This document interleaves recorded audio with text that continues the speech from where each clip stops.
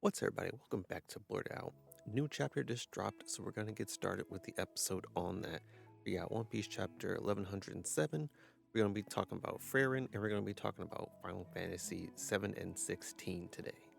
And just a reminder, if you want to listen to the podcast on any of your favorite podcasting sites, check the link below. On the link tree, we have all of the links to Google Podcasts, to Spotify, to Apple Podcasts, wherever you podcast at. Go ahead and find me there.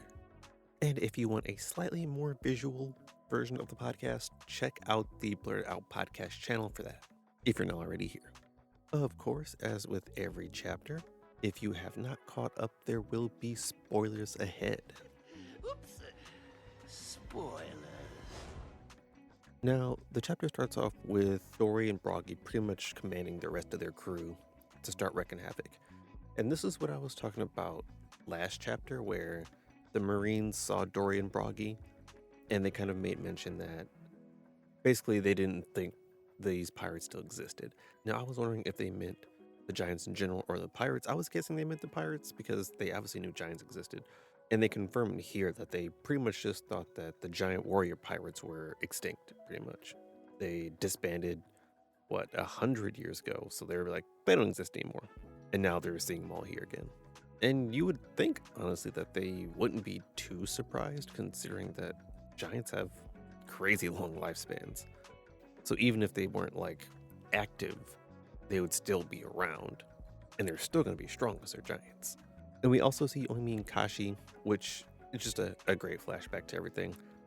Especially when Usopp ends up seeing everybody. So we have, the big stars of Elbaf here now. Or at least the ones we know for sure. The person I was kind of hoping to see, I don't think showed up this chapter, Gerd? It's either Gerd or Girth, I don't remember which was the official name, but she was one of the giant pirates in the cover story that we ended up seeing, but I don't think she showed up here. Either way, the giant pirates start wreaking havoc on land, they start tearing up all the ships. So basically the Marines are dealing with the giant pirates on one side destroying all their ships, and then they have the pacifistas on the other side destroying all their ships. So basically, all the Marines that are here are getting wiped out, and there really isn't a whole lot they can do about it.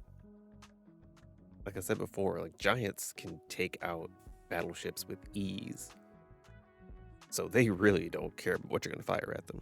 We get a nice scene of Usopp seeing everybody, and then they do the recap that they did back in the Reverie arc, where they kind of just give us a really brief little panel catching us up to, or at least reminding us, because a lot of people were said to have started in Wano and kind of read ahead, so they're kind of giving us that reminder of where these people come from, how we know them, all that stuff. And I wonder if this is going to be a really strong motivator for Usopp to do something crazy in this particular part of the arc. We expect Elbaf to be really strong for Usopp, but I think it'd be nice if he did something here before they leave Egghead that was really impressive. I want him to show off in front of the giant pirates. I really want that. Now, Brook and Lilith are still skating by on Thousand Sunny, and they're flying through the ice. They still don't have a way to stop. Now, based on what Lilith says, which is if they fly off the edge, they're going to be fried by the barrier. It means either two things. That barrier is going to get destroyed before the Sunny gets to the edge, which means it's just probably going to fly off into the water. Or someone's going to come in and stop the Sunny. Now, I don't dislike the idea of the barrier being destroyed just because that's what the Marines have been trying to do ever since they got here. They're trying to break down the barrier so they can actually lay waste to the rest of the island. So if they break down the barrier just in time for the Thousand Sunny to launch off, I think that would make a lot of sense. Otherwise, I'm not entirely sure how they're going to get these Sunny to stop. Now, it does sound like Lilith has a plan in mind, so something's going to happen one way or another. She's got something she's going to try at least, but they don't really mention what that's going to be. Now, Jinbei is still moving in towards the Zoro and Lucci fight, and when we actually get to that fight, they're still over here clashing. And it doesn't seem as one-sided as people were making out to be, whether it be on like Zoro's side or Lucci's side. It's definitely just like them clashing. And Lucci is just, I mean, he's being Lucci, but he's talking some smack. But this is kind of what he did in this lobby, where he talks about, he's basically using the rest of the crew as some kind of mental game, where he's like, oh yeah, the rest of your crew is gonna suffer because you're here. And that's what he did to Luffy when he was fighting Luffy. He's like, all right, I'm gonna do this, and the rest of your crew's gonna get messed up because you're staying here. What you gonna do about that? And I mean, it doesn't work this time either. Zoro's still seeing through it, and Zoro mentions that he's in control of this fight. I would like to see why he's holding it out this long, because I think there's a reason that he hasn't. Like, we don't have Bandana Zoro, we don't have Three Sword Style Zoro. I don't see a whole bunch of hockey clashes.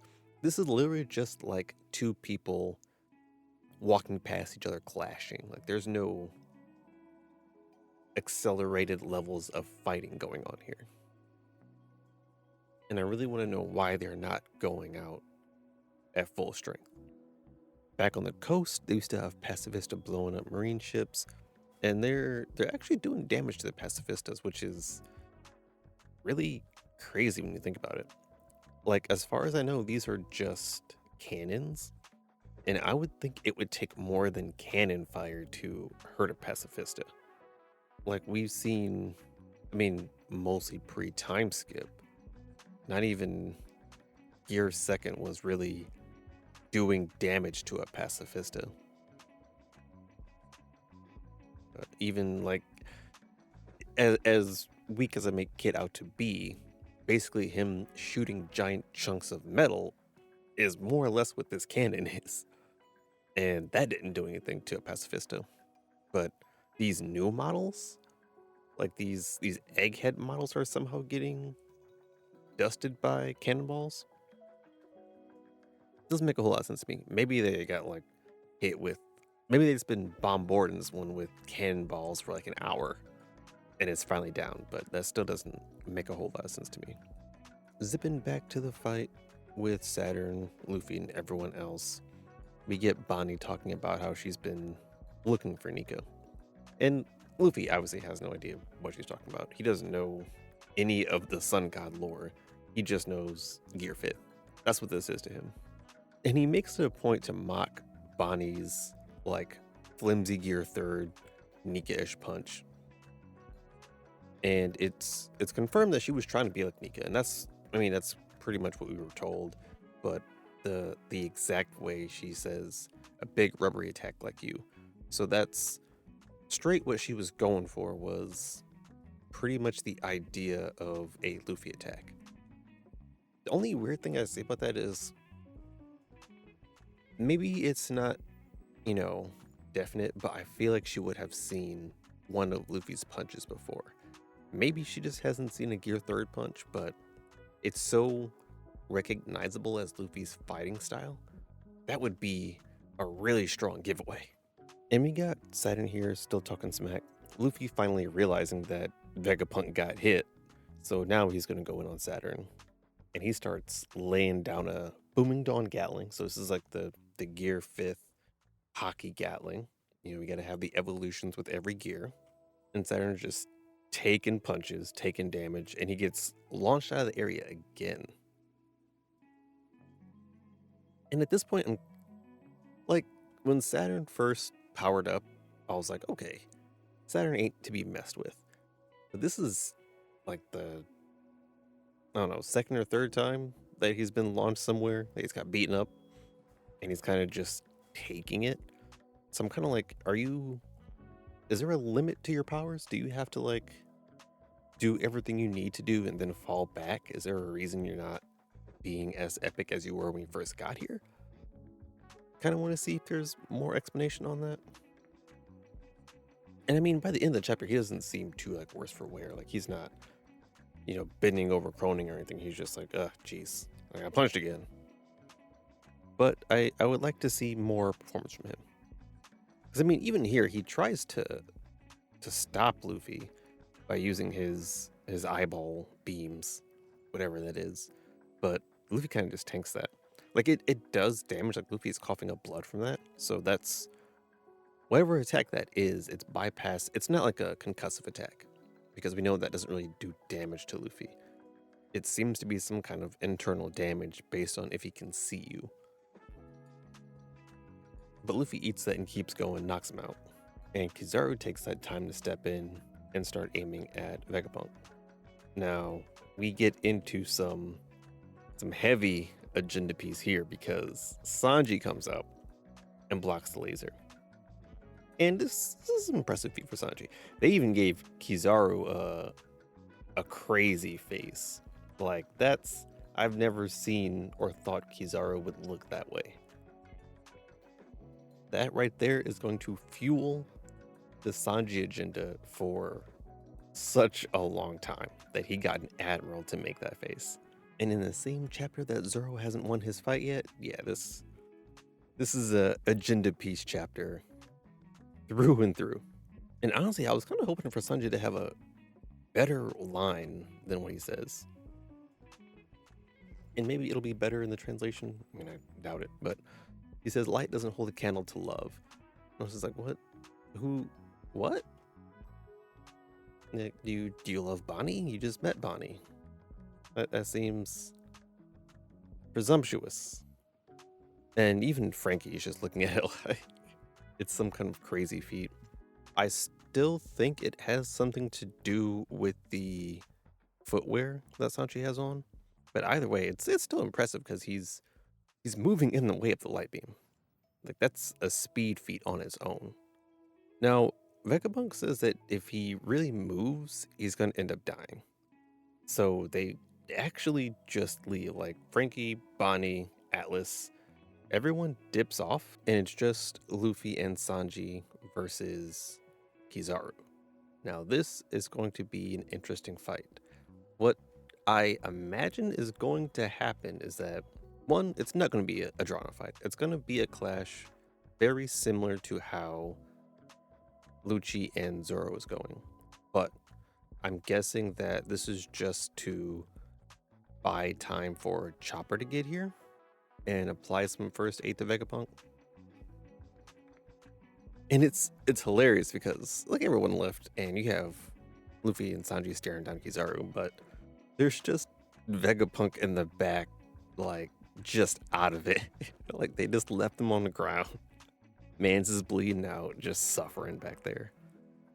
Now we zoom on over to where Saturn got launched, and he's pushing off the rubble. Like I said, he's not really affected by anything. He kind of just ate that and moved on.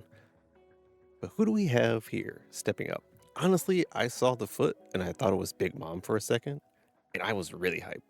But it turns out it's just Canary and Devon. Which means the Blackbeard pirates are officially on Egghead. We saw their ship moving towards it, but now they own land. And apparently this was part of their plan all along, to what essentially is get a copy of Igorose, because Katarina comes up, touches his leg, and says mission complete. Now, if I had to guess based on how her powers work and how Mr. 2's power work, she has to make contact with the person she wants to turn into. So she makes contact with Saturn's leg, and she just says mission complete. So that means, I'm pretty sure that means she can now turn into Saturn. And Van Ogre's also here, who has been putting in work, might I say. Like, he was part of the pudding capture. He was part of the law fight. Bruh's here on Egghead now. Augur should be right-hand man. Forget Burgess, get Shiryu, Augur. We putting money in Augur stocks. And I still stand by my statement where the Blackbeard pirates are pretty much trash, but we got some golden gems here. Augur being one of those gems. I was not familiar with his game, but you know, I'm coming around to it. He might end up being the favorite, not counting Aokiji, because I don't fully put him in the Blackbeard crew. He's here for his own reasons. Out of pure Blackbeard pirates, I'm probably gonna put Augur top one right now, as far as the ones I like. Saturn recognizes Katarina, which is kind of cool because I like the idea of the level 6 prisoners being like just so infamous that even the Gorosei know who they are. So that means that she's actually nasty. Like she was doing some crazy stuff before she was on Blackbeard's crew. And he even mentions that he's surprised that she's a subordinate to someone, like she's working under someone. So she must have been out there calling shots. But she says Teach is special, and Saturn says, as is his lineage. So we're getting some Blackbeard lore, his lineage. Now, this generally leans towards two things. Either it's like a lineage of family, or it's a lineage of a bloodline or a type of people. Now, I don't think he necessarily carries like a buccaneer or a Lunarian trait. I think it's more his lineage, as in his family. I think he comes from a family with a special lineage. Now, this could just be referencing the D clan, but I think it's very specific to Blackbeard and who he is. Which would also point out, why he could have multiple devil fruits, why Marcus said that his body makeup is different. I think all of that kind of comes together here in this statement. I have to suspect that they were given this information because when they first brought on Blackbeard as a Chichibukai, he was an unknown talent. They did it because he brought Ace and they were like, all right, give this guy a title. But now that he's saying he has a special lineage, it seems like they know more about him, which I would assume comes from the discussion with Shanks. When Shanks came and said, I need to talk to you about a certain pirate, I have a feeling he was talking about Blackbeard. And when that first happened, we kind of threw on the ideas of Luffy, of Blackbeard, and of a possible older character, say someone like that was on the Roger Pirates or on the Rocks Pirates. But I think we're kind of pointing towards a Blackbeard discussion. And it also makes sense because Emu had a Blackbeard poster at some point. So like it's all coming together. It's all coming together. Now, when he asks about what they plan to do with all this stuff that they've been gathering, because we know the Blackbeard pirates have been moving, like they're getting poneglyphs, they're getting rubbings, they're taking land, they're getting devil fruits. And Van Augur says that their goal is to pretty much capture the world. Their goal is the world, Sekai. And that's, to me, I think that's bigger than Pirate King and One Piece. Now, I think those two things come along with the world, but Blackbeard's goal doesn't stop at finding the One Piece. He's looking at some world domination type stuff. And Saturn makes a quick jab at them, but Augur uses his power and warps away. And Saturn more or less just lets it go. Which I don't get why they keep just letting the Blackbeard pirates go. Like, they let them go at Marineford. They let them leave the island that Kano was pulling up. They really just like, all right, they're leaving. I'm sure that'll be okay. That couldn't possibly turn out bad for us. And we're going to watch it turn out bad for them. Like, you don't find it even the slightest bit suspicious that she walked up, touched your leg, and said mission complete.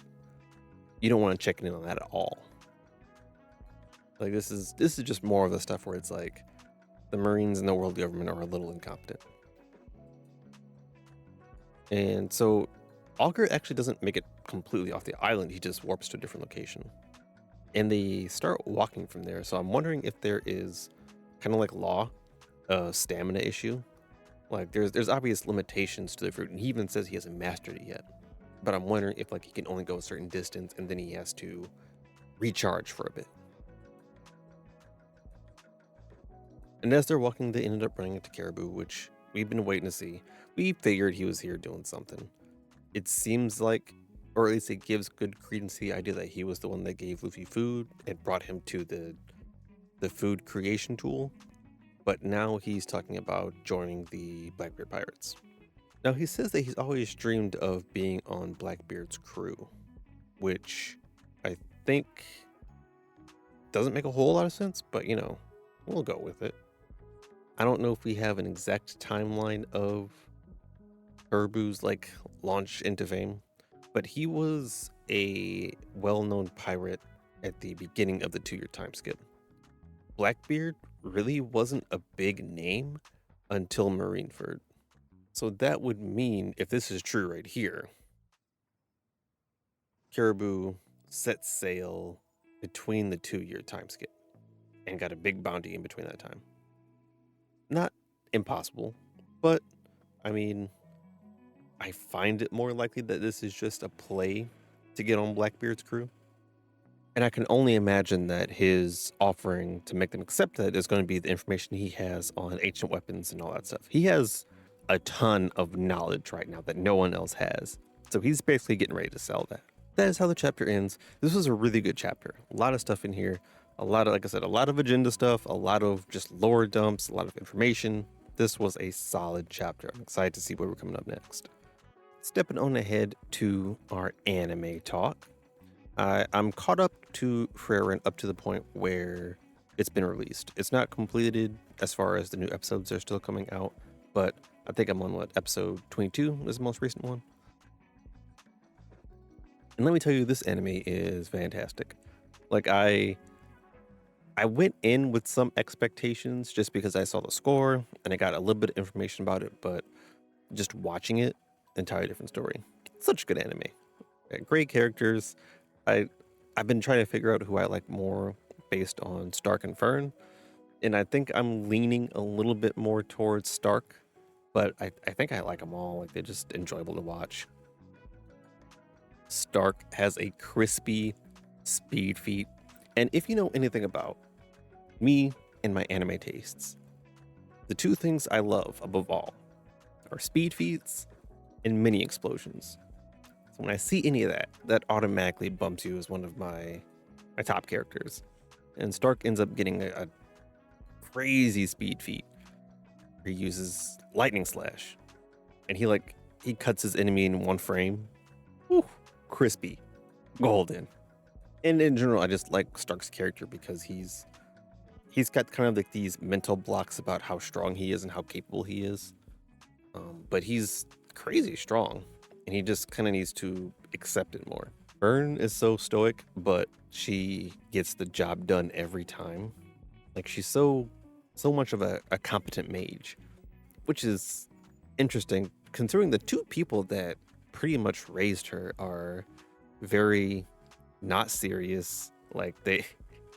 They're not organized, which is Hyder and Frieren, but she still ended up as this completely organized, just very set on one path stoic character who has her moments. Every once in a while she'll have a pouty moment or a happy moment, which is, we love that.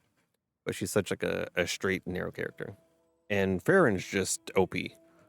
Because she's been around for over 1,000 years, she's just so strong. And I really enjoy how they discuss, because the anime is from her perspective and how things change over time, because she's an elf. So where normal people have a 80, 100-year lifespan if they're lucky, she's been alive for over 1,000 years. So she's seen so much change. And one of the most interesting things is there was a demon who had basically crafted a style of killing magic that couldn't be stopped. It was one shot, one hit, one kill, instant. And over time, they studied it and they learned ways to counter it. So when this demon comes back and he's using his magic, which is yeah, this is my kill match, you can't stop this. It's so outdated that they can just use normal spells to block it. And he's oh, okay, that's different. And this spell that was so widely feared and so just offensively capable just becomes, it's such a normal spell now. Like that's, if you were to do like a casual attack, that's what it is. And the series is filled with things like that where it's just showing how the passage of time is changing the world around Frieren. And she doesn't exactly move with that passage. Because for her, hundreds of years is months. Time just doesn't feel the same to her. When she thinks about something, she's like, yeah, I can chill here for like 2-3 years. That's not a lot of time. Like it really doesn't matter to her at all.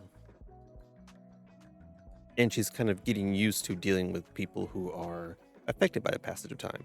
Because Stark and Fern are both young. They're like early 20s, very early. I think Frieren's probably, I think, over 1,000 or something. Fern, I think, is like 20. Stark, I think, is a little bit older than Fern, so maybe like 21, 22. That's what I'm guessing the age range is. I'm sure that they give us a better scale of it, and I just didn't capture it, but that's around the ages, I think. But yeah, Fern and Stark, they obviously care about their time and how it's spent, whereas Frieren's like, you guys can throw like 5-6 years at this, that's fine. And they're like, no, we can't. We don't live that long. We don't have time for that. I really want to see where it ends up going. I think Mal said this is a 28 episode season, so 6 episodes left, something like that. I know the normal is generally like 24. I would be happy if it was 28. I want as much as we can get out of this. If you guys haven't started watching it, check it out. Really good. And as for the final topic, Final Fantasy. So I haven't really jumped deep into the Final Fantasy world. I played 13 some time ago, didn't really like it. And I saw that 16 and 7 were on sale. So I picked them up. I have them both on a PS5. And I started both of them because I wanted to see which one I would be more interested in just off rip. Like off dribble, if I play for a couple hours of each one, which one do I care about more?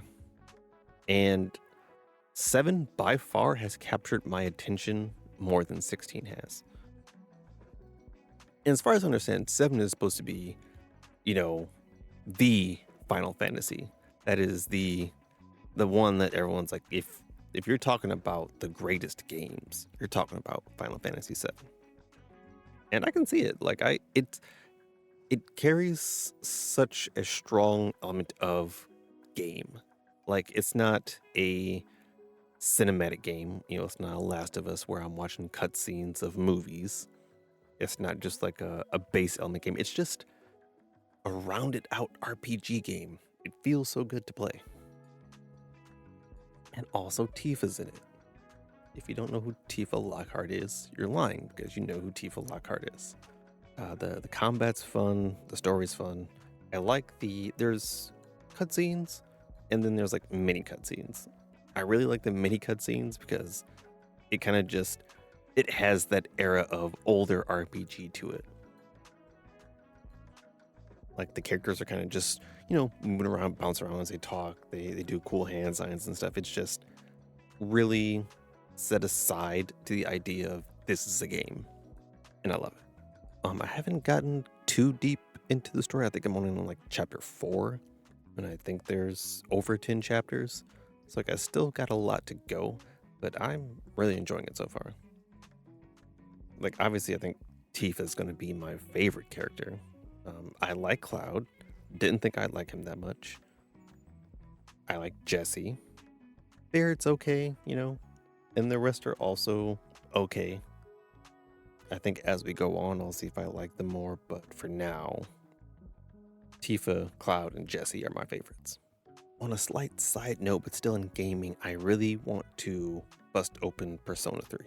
Like, I'm debating if I should do it while I'm playing Final Fantasy, because I don't want to rush through Final Fantasy and, get that experience out the way just for Persona, but I really want to play Persona.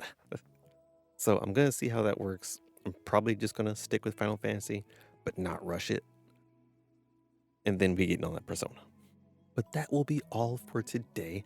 Let me know how you feel about the chapter. Let me know if you started Frieren. If you haven't, please go start Frieren. It's so good.